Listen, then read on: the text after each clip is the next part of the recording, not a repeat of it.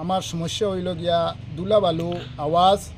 আর এখানে হয়েছে গিয়া প্রথম সমস্যা হইল গিয়া আব্দুর রহমান তাই না জায়গা ক্ষেতর জমি আসলো। এই সব জমি হইল ক্ষেতর জমি বছর মিলে 3,000 টাকা। আর কেশার আলা দে 50,000 টাকা।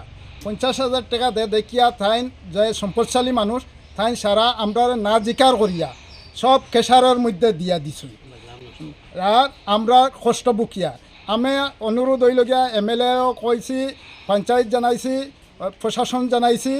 বর্তমানে আমি ডিএমর কাছে আমি কাগজ বর্তমানে আছে, আমি আর হাতে দিয়ে আইছি। এখন আমি মুখ্যমন্ত্রী স্যারের কাছে আমার অনুরোধ হইলগিয়া এই যে কেশারগুলা, এই কেশারগুলা আমরা জেলা সুস্থতা রইত বজায় রইত এর লাগি আমরা কেশারগুলা আমরা চাই আর ইকানো রইত না তান অন্য কোনো জায়গাতো হইতে দেবার লাগি।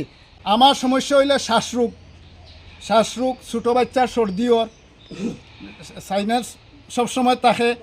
এরপরে হইল গিয়া বয়স্ক মানুষ আছে, বয়স্ক মানুষের আওয়াজ সহ্য করতে পারে না, কিতার লাগে তারা মাথাত জ্বালা করে। ওই জ্বালা করে গতিকে আমরা সবই এই কেশাররা আমরা চাইয়েন না। কেশার নিয়ে আপত্তি জানাচ্ছি জয়াজারি কইতি 5 নং ওয়ার্ডের বাসিন্দা 25-26 পরিবারের। আপত্তি হলো কেশারের সাউন্ড, ধুলাবালি এইসব নিয়ে। আমাদের ঘরে মোবাইল চলে না, সাউন্ড শোনা যায় না, বাচ্চাদের পড়াশোনা হয় না সাউন্ডের কারণে।